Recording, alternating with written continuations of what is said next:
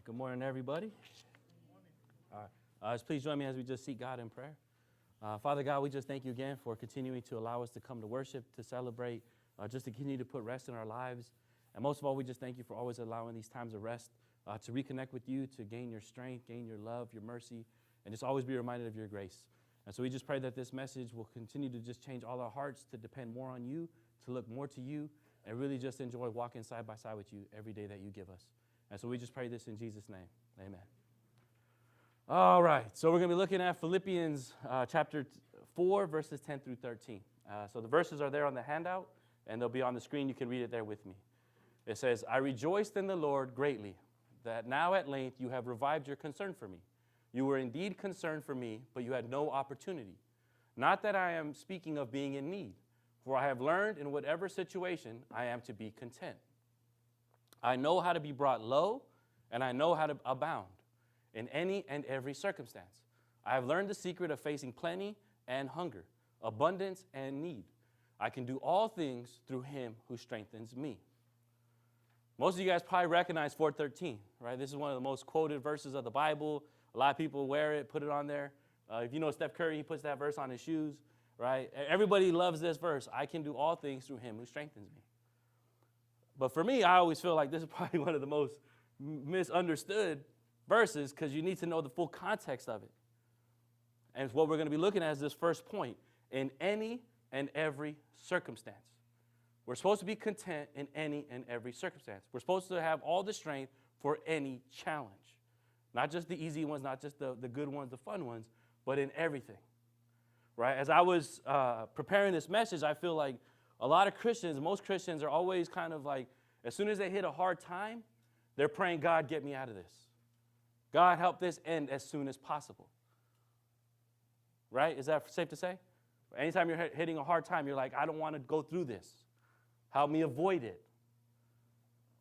Help me, just get through it as soon as possible. If that's the case, then we're not really understanding what Paul is saying and really what Christianity is all about. We're supposed to have the strength for every circumstance. We're supposed to celebrate the hard times because of what it produces. We're supposed to understand that the harder the times get, the more strength God will give us.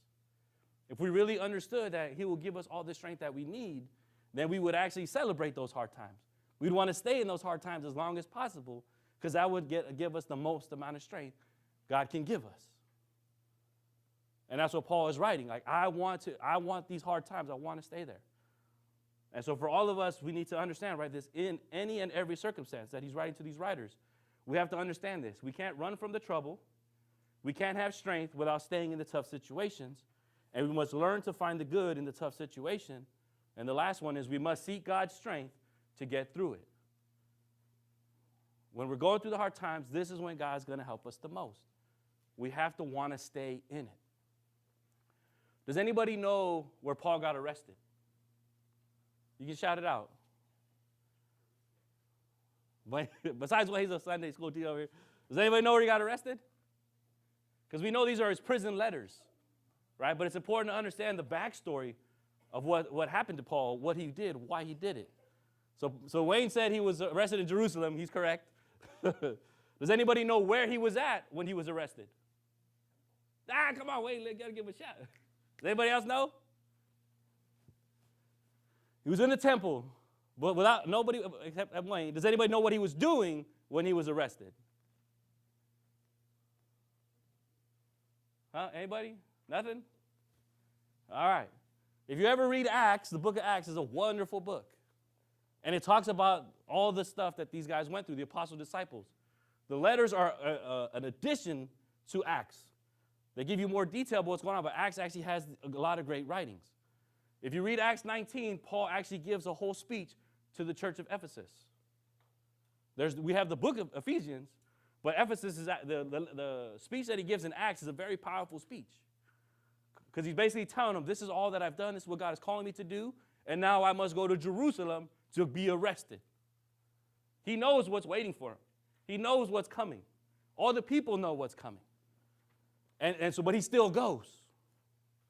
And so after Acts 19, he talks to Ephesus. He starts going to all these different churches. He goes to Caesarea, all these different places. And basically everybody's trying to tell him, like, you're going to get arrested. Don't go to Jerusalem. Don't go. Save yourself. We're going to look at Acts 21, verses 10 through 14. Because this will kind of give you what Paul was experiencing, what he was going through. So on the handout it says, while we were staying for many days, a prophet named Agabus came down from Judea. And coming to us, he took Paul's belt and bound his own feet and hands and said, thus says the Holy Spirit, this is how the Jews at Jerusalem will bind the man who owns this belt and deliver him into the hands of the Gentiles. When he heard this, we and the people there urged him not to go up to Jerusalem. Then Paul answered, what are you doing, weeping and breaking my heart? For I am ready not only to be in prison, but even to die in Jerusalem for the name of the Lord Jesus. And since he would not be persuaded, we ceased and said, let the will of the Lord be done. When Paul's talking about all the strength that he gets, all the way that the people are inspiring him, all this stuff, all those prison letters are accurate. He gets all this strength from them. But he was already getting strength from Jesus before he ever got arrested. Even though all the people around him that love him are trying to say, don't go, protect yourself, avoid it. He says, no, I can't. I must do what the Lord called me to do.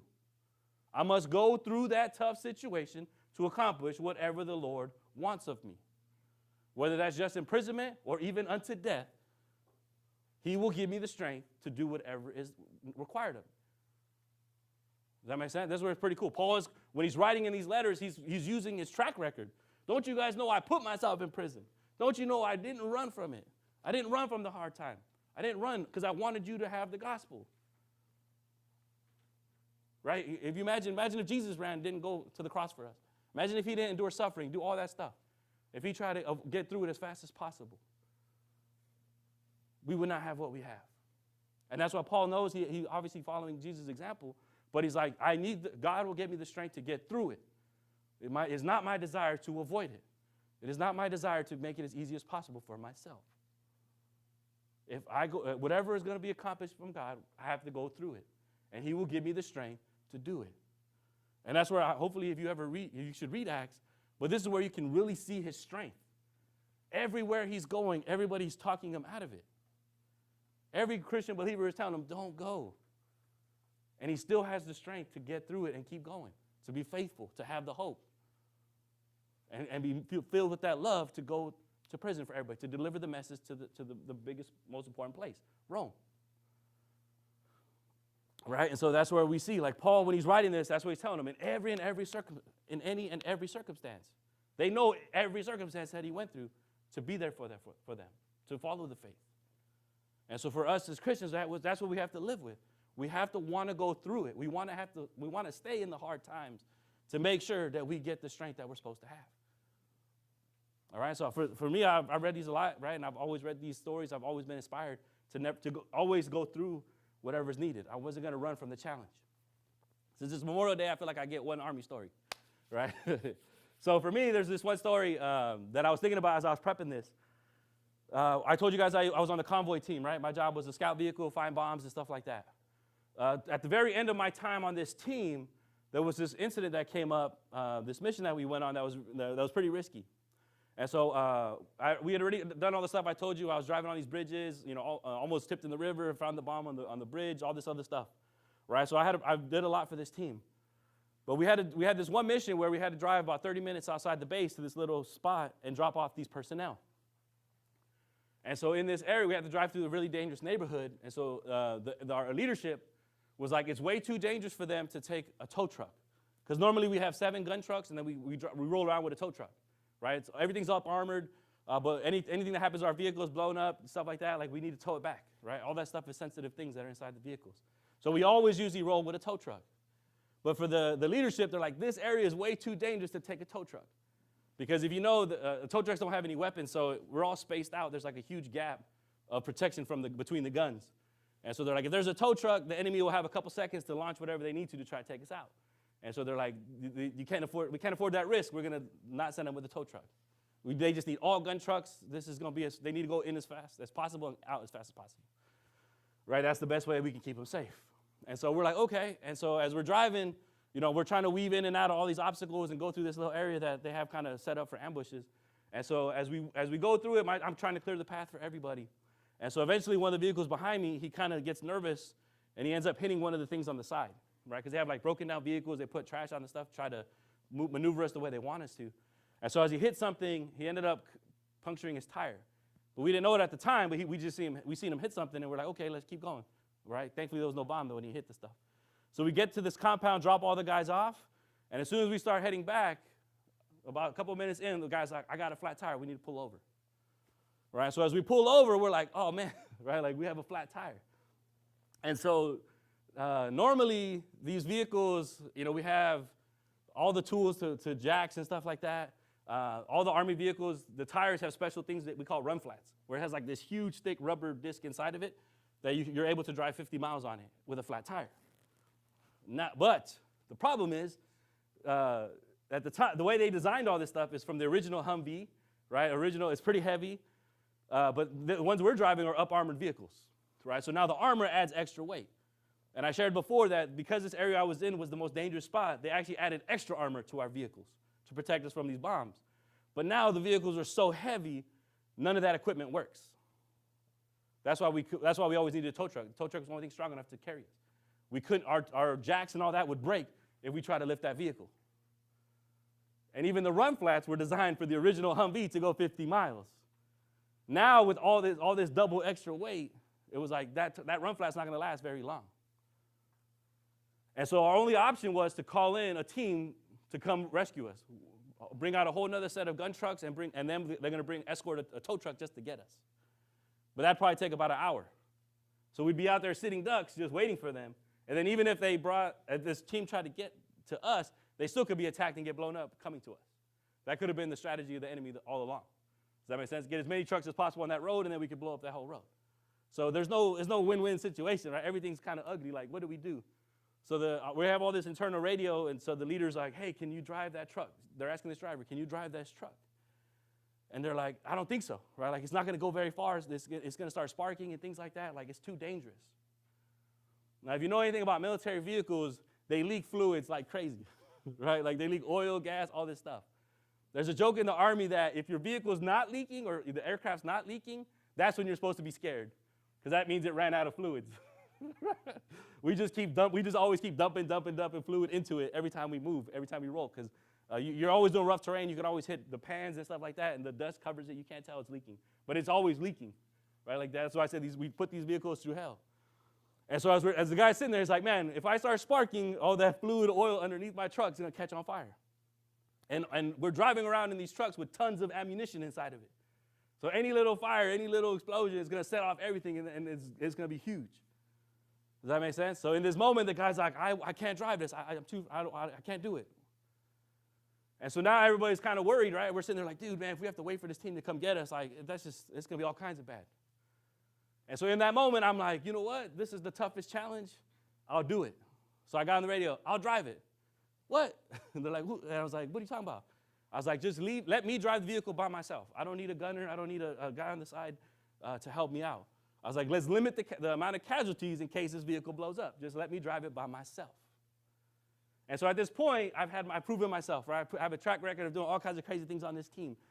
And so the leadership was like, what are you talking about? I was like, I'll drive that vehicle at the speed that we need to drive. Because that's the thing. Like, if we drive too slow, we can easily get ambushed, right? We need to move as fast as possible. And so I was like, I'll drive that vehicle 30, 35 miles an hour without any tire if need be.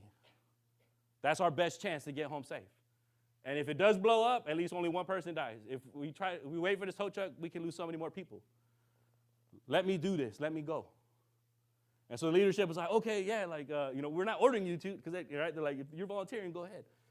And so as soon as I said that, right, my guys in the truck, they're like, we'll go with you. And so these are the same guys that were on the bridge with me when we found the bomb, did all the suicide missions, all this. I've witnessed my faith all the time to them, right? And that's what they would say, like, wherever you go, Joaquin, we're with you. If you think we can do this, we got you. Let's roll together. And so we're like, all right, I got the permission. Like, all right, everybody switch vehicles, right? So we empty up, we get out our trucks, we're swapping. So as I'm running by to get to the guy's vehicle, I see the driver, the one that was too scared. And so he's got this look like he's happy, but then at the same time, he's kind of like guilty, and at the same time, he's fearful, right? He's like, why is this guy taking my spot? Why is he riding for me? And so, like I said, I'm the guy, for me, my faith was like, I got Christ. I got heaven. I can't lose nothing. I can't run from this hard challenge. I've seen God do all these things. I can do it all if he asks me to. If it's somebody to lay down his life for somebody else, I can do it. I will face that with all kinds of calm. Right? So as soon as I jumped in that truck, I was like, God, let's go. Right? And so we started driving. And so as I'm in this, we got into about 10 minutes in, and then we get a call on the radio. Hey, your vehicle's starting to spark. So at that point, I only got 10 minutes on that little rubber flat, that rubber thing inside. Right? At that point, the run flat was gone. And so they're like, do we need to slow down, right? And I was like, no, just keep going. Keep pushing at 30, 35 miles an hour. Because you can't go too fast because you got to be able to spot the bombs, but you can't go too slow either, right? And so as we're driving, they're like, what the heck? Okay, Joaquin said, keep going. And so we're getting up to this area we call the kill box, right, where it's like, this is where they can put their ambush. This is the best place for them to get us. And historically, this is where they've attacked everybody, right? We have the history of all their attacks.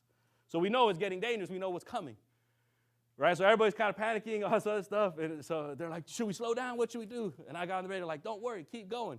I got this. I'll handle it. And so at this point, my vehicle is sparking, like I can see it from both sides of my mirror. Like there's just sparks flying everywhere. And so I'm like, it don't matter, right? And have anybody ever driven with a flat tire? The car starts to weave, right? Like it can weave at any moment. Has anybody ever done that? Everybody plays the same. All right, nobody. But yeah, anytime one tire's out, it sways a lot. And anytime it sways, you try to overcorrect, the whole vehicle would just spin and could possibly roll over. Does that make sense? Like it's very dangerous to go on one without a tire. And so normally I drive with one hand. This time I actually got two on. I'm just like trying to hold that steering wheel as best I can, weaving in and out, right? And so they're like, everybody's kind of like, aren't you worried about this kill box, right? This area, like how are you gonna be able to swerve or avoid any of the attacks? And I was like, don't worry. I was like, they won't be able to predict my movement because it's like such a rat. Like I'm just going all over the place, right? I was like, it's gonna be so hard for them to hit me. Like they're used to hitting regular vehicles. And so as we're doing this, I'm just going through driving. I did not stop my speed, right? We're just sparking everywhere. And so as we're getting towards the end of this little area, my partner that was next to me in the vehicle, he's like, man, like I feel like they're gonna attack us any second, right? It's like they gotta want to attack us. Like they can see one vehicle is already disabled. We're a prime target to hit.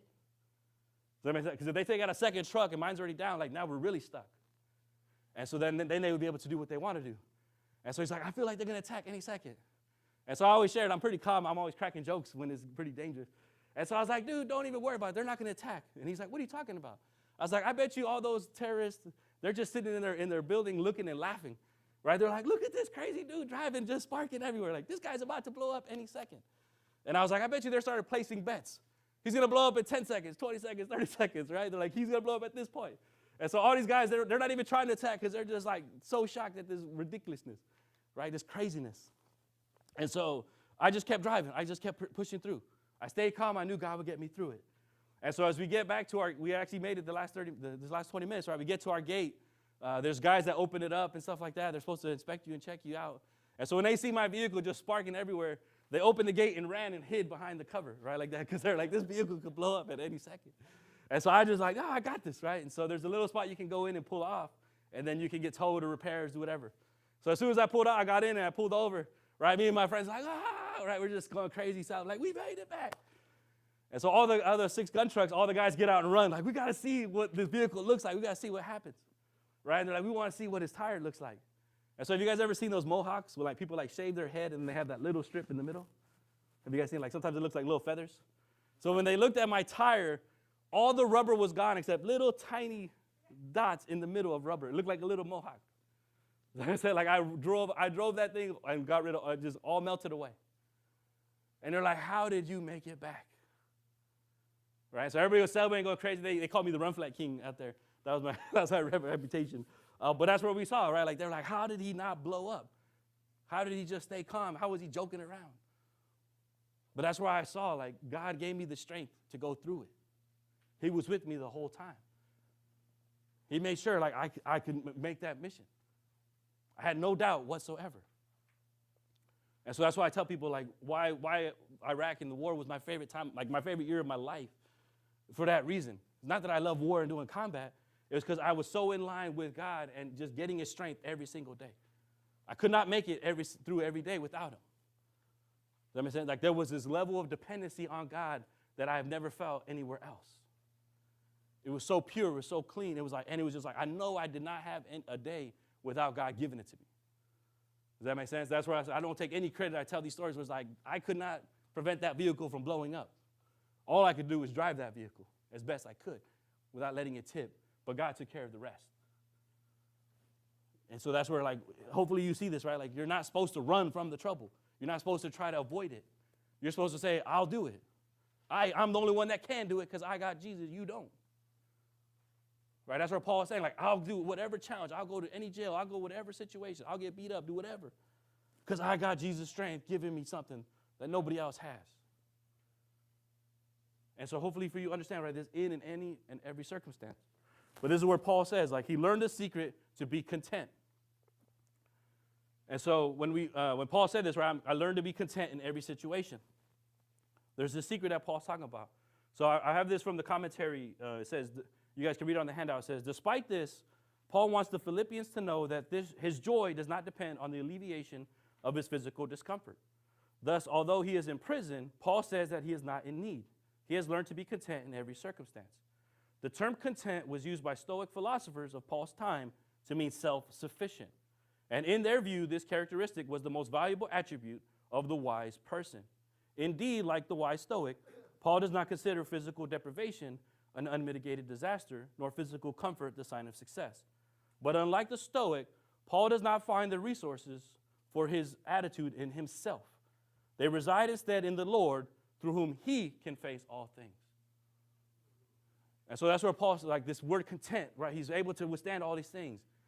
He's trying to show people the difference between what they think is going to help them be content, what's going to help them survive any situation, what's going to make them feel strong and feel like they can get through all that stuff.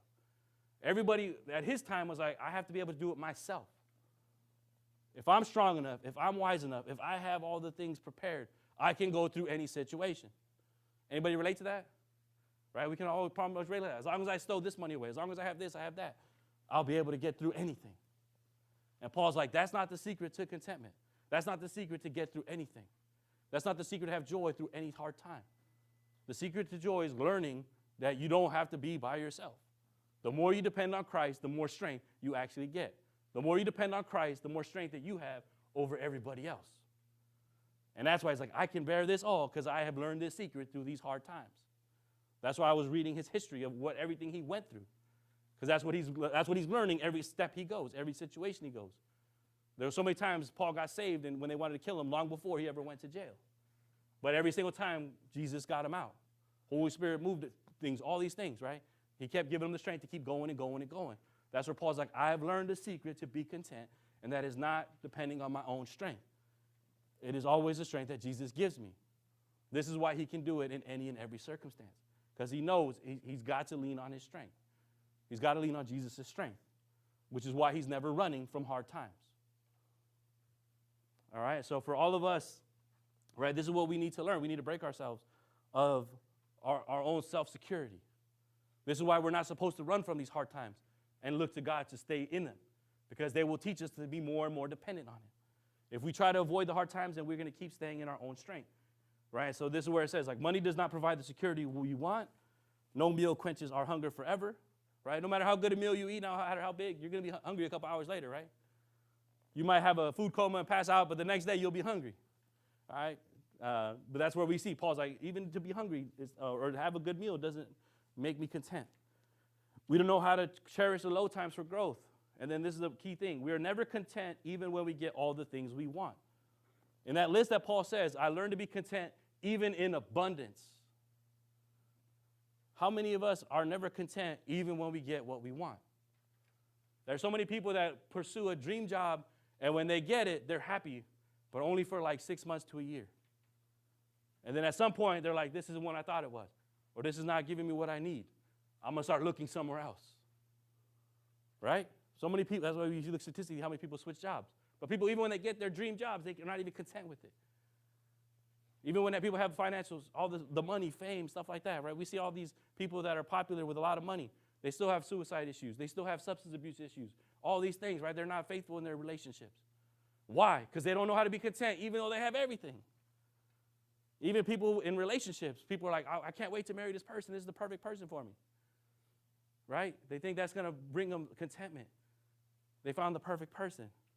But how many relationships end in divorce? How many people cheat on each other? Right? They're not even content with finding their perfect person. That's why most Christians, that's why we talk about marriage, is people coming as one under Christ. He's going to give the people the two strength, both of them will give the strength to actually make that marriage work, to make it last forever. Does that make sense? That's where we see, like, nothing we can do by ourselves will ever give us the strength to enjoy it no matter what. And so that's where we have to break ourselves. We have to learn the secret. It's never about our own strength. Right? It's about God giving us the strength, Jesus giving us the strength, and following the plan that he has for us, which could mean giving up certain things that we want, or vice versa, getting things that we didn't think we needed, but it was actually the best thing. And so I was reading this book called Counterfeit Gods this week. And so it's talking about how we kind of elevate these things to make it seem like it's going to bring us happiness or bring us contentment. And so I put the quote in there. It says, or else like Abraham, you could take a walk up into the mountains. You could say, I see that you may be calling me to live my life without something I never thought I could live without. But if I have you, I have the only wealth, health, love, honor, and security I really need and cannot lose. As many have learned and later taught, you don't realize Jesus is all you need until Jesus is all you have. This is what Paul is trying to teach them, right? You think your strength's going to get you everything. You think by yourself you can do all these things, but it's not enough. It will never be enough. If you know Paul's life, he had that kind of bragging right? He grew up in the best family. He grew up with a wealthy family. He grew up with the best teachers, right? He grew up very set. He grew up with influence, power, all that stuff because of his upbringing. And yet he was not who he wanted to be, nor was he doing what he was meant to do. Does that make sense? All his strength, all his wisdom did not get him to be who he needed to be. It did not bring him closer to God the way he really wanted to be. And so that's where he's telling people, like, I was without nothing when I got knocked off that horse. I was stripped of everything. And now I realized what I really need. And that's why when he really gets Jesus, now that he's walking with him, now that he gets his strength every single day, that's why he's so adamant about going through everything for everybody else.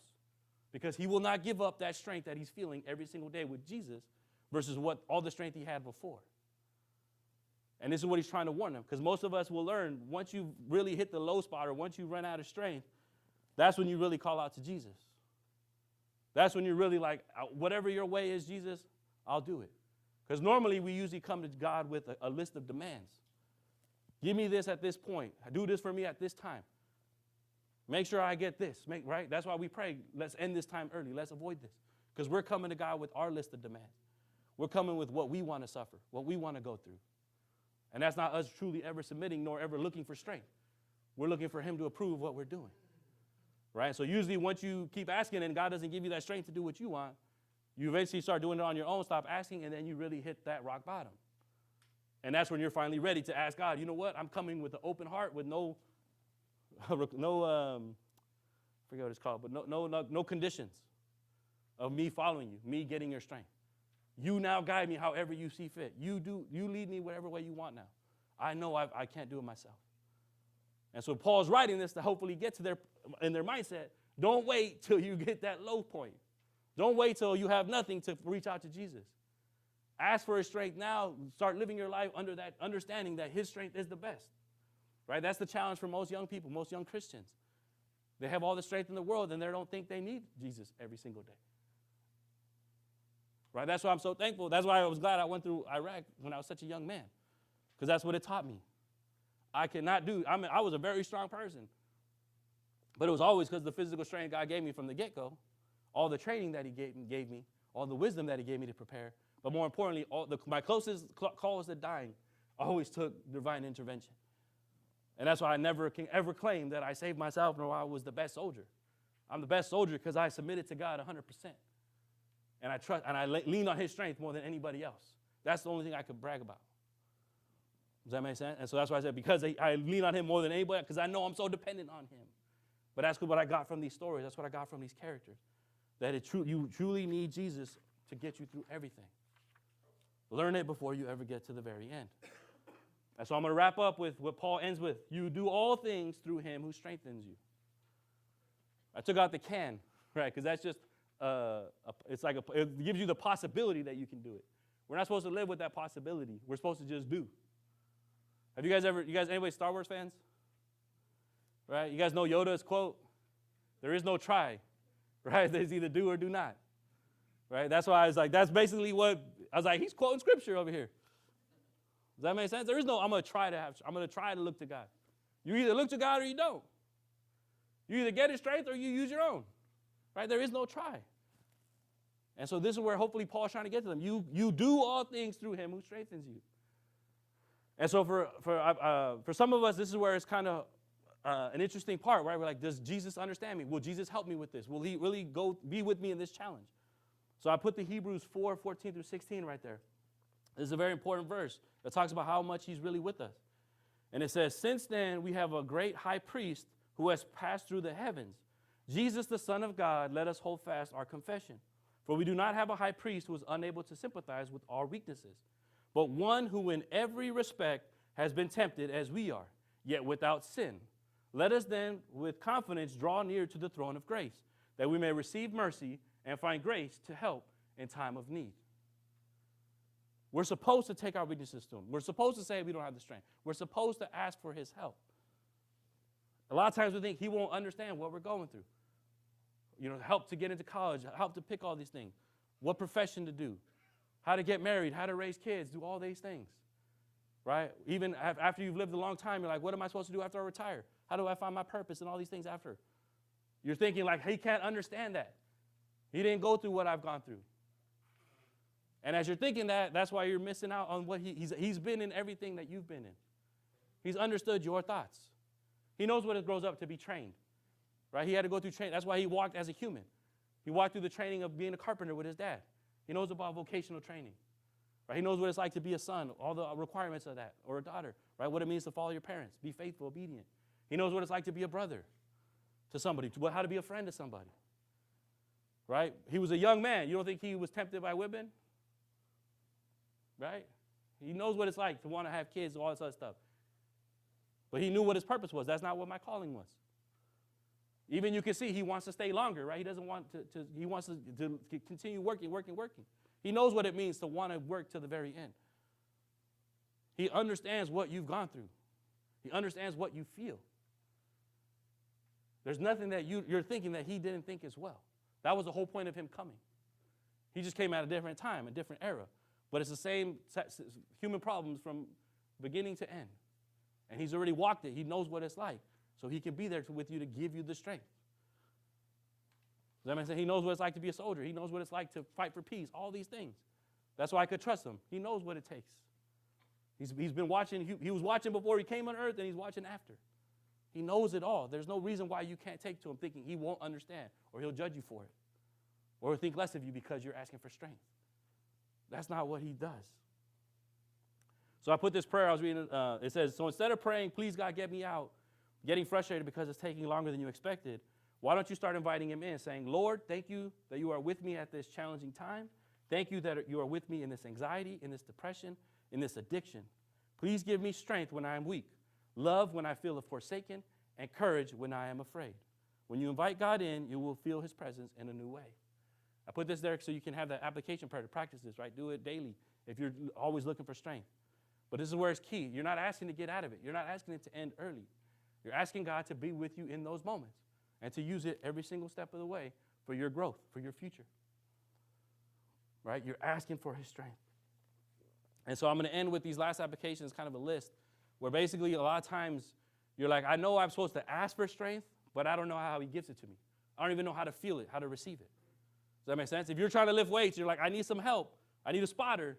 You know that person's going to come up and start spotting your weight, right? You know it's a tangible thing. So it's like, how do we see God's tangible strength? So I put this list to kind of help you see how he gives you these strengths. All right, so the first one, it says, he can help you sleep worry-free if you share your concerns before you go to bed. Rest is so key for you to have strength. Does that make sense? Muscle development, brain development, everything. For you to have strength the next day, you need good rest. And that's why God created that system. Take your worries to me, say this prayer before you go to bed, and then just give those problems to me to handle. If you really trust me, then you won't worry about it, and you can sleep worry-free. How many people sleep worry-free? Right? I get a solid 8 to 10 hours, man. I can snooze. I can snooze sometimes up to 12, right? Because God has got it. I just like, man, God, you got this. And I don't got no kids. All right. Right, but that's how I look at it. Like, God, I just take it to God. That's how he gives you strength. He literally allows you to rest what your body needs because he's taking care of it. He can help you trust in yourself as he reminds you he made you special when you read the Bible. This is why God gave you his words to read over and over and over again, to memorize them. When you're going through hard times, you're having doubts that you can get through it. You're having doubts that you're enough to get through. And that's where he's like, read my words that I said you were made for this. I'm with you through this. That's why all those characters there, right? Read those stories. He's like, I'll give you the strength when you read that, knowing you have everything inside you to get through this. Because I can tell you why I did all these crazy driving stories later, but that's why I have tons of history of why I have great driving ability. Because it was God getting me through it. Right? He used every single step. He made me for what I did. He can fill you with hope when you read his promises, so you don't give up right before your breakthrough. And that's what anybody, as long as they have hope, they'll keep pushing forward. They'll find a way to endure. They'll find a way to get through the challenge, as long as you have hope that it will pay off or that you'll achieve what you want to achieve. Does that make sense? And that's where God's like, why does he have so many promises in there for you to read over and over again? Because he's like, as long as you have hope, that's going to give you more strength to get through whatever you're going through. I will give you hope by reading my promises. It's a tangible thing that you can have. Hope is tangible. That's why people in prison, all these POWs, war, all this other stuff, as long as they had hope, they tell you how they got through the stuff. Does that make sense? Like how God gave it. It's a very tangible thing. So that's why you read his promises over and over. He can give you faith to take it one day at a time. When you read the characters' faith that led them through their own hard times because God gave them all the strength they needed. That's what God says, right? You're not supposed to worry because you're only supposed to, you can only control one day at a time. That's the strength that God gives us. You work on it one day at a time while I work the big plan.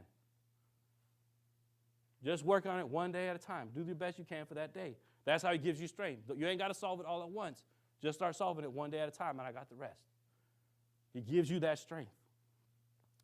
He can help you be content when you become to worship and be reminded how much he has already done in your life. Right? How many the worship songs, after you've sing them, right, you're uplifted. You're strengthened. Would you agree? Right? If you've had a hard time when you just take it to him, you're always singing these words of how he's delivered, how he is, what his heart is. Right? It gives you strength. That's why he put worship as so fundamental throughout the Old Testament and even the New. Where it was like, keep coming to me for strength. This is where I'll give it to you. He can remove your fears of rejection. We remind you that the results don't define you. When you read about how the Christian community looks out for each other because the Spirit is inside every believer, you can share your needs without fear of judgment and receive all the help you need. This is a very big, tangible way God helps us. Right? That's why Paul is writing, like, you guys couldn't help me at this time, but then you were doing this and this and this. God continually puts you around people that can help you, give you the physical strength, help your physical needs, all these things, as long as you share them. Does that make sense? God's like, share it with me and then share it with those around you. And that's what the community comes around. That's why Acts is so important. The book of Acts is showing you how the community rallies around all these people over and over and over and over again. He gives you the tangible way to get strength with all those around you, because every single person is on fire and has this love inside them because of the love they're feeling from God. The sacrifice they saw Jesus make for them, they want to do it for others. You just got to share it. Right? So seeing how Jesus died for us, even though we were enemies to God, should give you confidence to bounce back no matter how low your choices bring you. That's where Paul is kind of writing, right? His life story. When you're going through hard times, sometimes you feel like God's punishing you, and he's not going to pull you out because of what you've done. Those thoughts will creep into your head. And he's like, God will give you the strength to knock those thoughts out because he loved us even though we were enemies. He came for us when we were sinners. He didn't wait for us to be redeemed and changed. He came before that, especially me, because I was killing his people, and he still loved me and came for me. That's what gives me strength to keep going. I can never be unlovable to Christ. Does that make sense? Imagine that. If you can't be unlovable, that will give you some extra strength. And then when you realize Jesus is at your side, you will leave behind any doubts that you can't and start believing we can do this. Yes, you can't do things by yourself. And that's what Paul's saying. That's not the point. If you are always going with Jesus, you're always looking to his strength and trying to accomplish everything with him, you can do it all. You just have to have that mindset. We are doing this. That's why I shared that story. When I jumped in that vehicle, I was like, why I volunteered to do it by myself? I was like, because it's going to be me and Jesus in that vehicle. I was going to do the music video for Jesus Take the Wheel. Just driving that was Spartan. Right? But that's how I looked at it. Jesus is with me. He's with me when I'm riding like this. Does that make sense? We can do this. We can get through it. Hopefully you see that mindset. And so I'll just end, right? These are all great things. You can try to go through this application, but it works. Right? I shared when I was going through these last couple months, right, these hard times, this is exactly what I did. I shared my fears to God, and that's why I was able to sleep as best I could the nights I could sleep in. Right? Sometimes I had to get up early and do different driving, but every other day I was able to sleep like a baby because I just took it to God and said, it's in your hands. Right? I continued to read the Bible, continued to be reminded He made me to keep doing the work that I was doing, that I could always do both, right? I've already accomplished a lot with Him as a soldier, and I know what my limits are, and I know they're unlimited. It's unlimited with God. Right? And so He can give me the faith to take it one day at a time. That's exactly as I took it. I just prayed to Him and said, let me do one day at a time. He was helping me be content, always allowing me to keep worshiping, keep going on my hikes, doing all this other stuff, spending time at night, doing my little worship spot. Right? I was always being thankful for what I had, even though things were chaotic around me. Because I just kept spending time in worship with Him, celebrating what He's already done, right? And so it gave me hope for what was coming. So I didn't have to worry about how the results were. I knew I was doing my best, and that's all He would really ask. And then I would always read these community things, right? I got to lean on the community. That's why I said I shared with everybody what was going on, how difficult it was, and everybody came along and helped me. Does that make sense? It's very tangible. People were like, we'll drive for you. We'll help you with this, and that, right? It's all tangible. I was joking, like, hopefully you see the way God provides strength. It can be in very unique, random ways, but it's always designed around who you are and what you've lived through, right? So in this last youth retreat, if you guys know me, I always pretty much stay up every night. I only get like 2 or 3 hours of sleep, and so this retreat, I was like, man, I don't know if I'm able to push it like I normally did, right? I was like, I haven't been able to really rest the weeks going into it, so maybe I'll probably like not get up the first morning that we're there. And so I was asking God, like, God, hopefully you give me the strength to get through this, be able to do what I need to do. And so I was like, hopefully you provide the people that's needed. And so I shared with the team, right? I was like, hey, I'm weak. I can't do all these things. So I asked Lolly to help keep us on schedule, right? I was like, hey, I need you to make sure, like, we're on schedule to do all these other things. And so if you guys know the Army, you guys know, like, there's different ranks. There's sergeants, and then there's something called the lieutenants, right? So normally the sergeants are the guys that do all the work. They're the grunts. They're the manual labor. The officers are the ones that make the plans. And then they enforce everybody executing it, and they punish you if you fail. Does that make sense? So the lieutenants are your bosses. So we don't call lieutenants. We actually call them abbreviation. We call them LTs. Does that make sense? I was like, you need an LT to boss you around, right? You need an LT to boss. So if you guys know Lolly's initials, they're actually LT, right? So you guys might think Lolly's this nice person, but have you ever seen her hangry, right? Man, and not only, so you don't want to see her hangry, nor do you want to be the reason why she's hangry. And so when that first morning, even though we stayed up super late and I was tired, I had worked the whole day before, like a good 20 hours prepping everything for the retreat, and then I pushed it again another 20 hours. I was like, man, I don't think I'm going to be able to wake up. But as soon as I woke up that first Saturday morning, I was like, I was going to try to hit snooze, and I heard her voice, like, get up, do it, right? And so I was like, oh, I'm sorry, LT, I'll get it, right? I was like, your breakfast will be ready on time. It'll be ready on time, right? So I was able to just pop up, and it was like God always, like, when He knows I need to dig deep, He just helps me snap back into Army mode. That makes sense. Like, He makes it always like what I'm used to, what my comfort zone is. And so having that fear, having that person like, hey, do this until. And so if you're an 8th grader and you're graduating, you should ask her to help again next year, right? Be like, make sure she bosses me around again to make sure you guys have a great retreat. But that's how I said God provides these strengths. He provides all these little tangible ways that He's going to help you through. Does that make sense? It might seem funny or silly, but that's how I looked at it, right? I was like, God gave me an LT to continue to boss me around. Right, command me. Like, He's not bossy, He's commanding. All right, but that's where I see it. I asked God.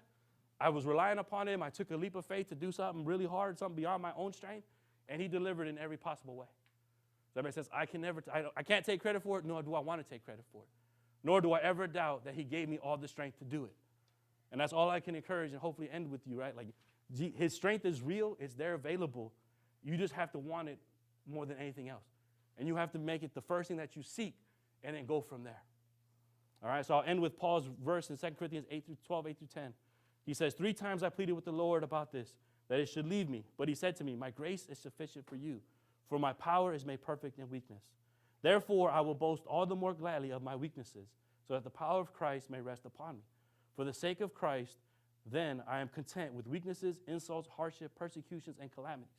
For when I am weak, then I am strong. Hopefully you want to be as strong as you possibly can be. And the only way to do that is to really rely on Christ. If you rely on Christ, then you will truly live out this verse and do all things through him who strengthens you. So please join me as we close in prayer. Father God, we just thank you again for giving us Jesus, giving us the greatest priest we could ever have. Jesus, we thank you for always understanding us, being willing to walk in our own flesh, to be able to relate to us more, to be able to understand our weaknesses so that you can be there with us to give us more and more strength. You work on making us have a perfect bond. You work on ensuring that we have all the strength that we need to get through everything that is in front of us. So we just pray that we can lean on you more and more and more. Take these words to heart and never want to live without you and never want to do things in our own strength. But hopefully that we truly have the desire to be side by side with you, walking in unison, leaning on you for all the strength that we need for our lives, for the next year, and just for every day that you give us. We just thank you again for all that you do, and we just pray all this in your wonderful name, Jesus. Amen.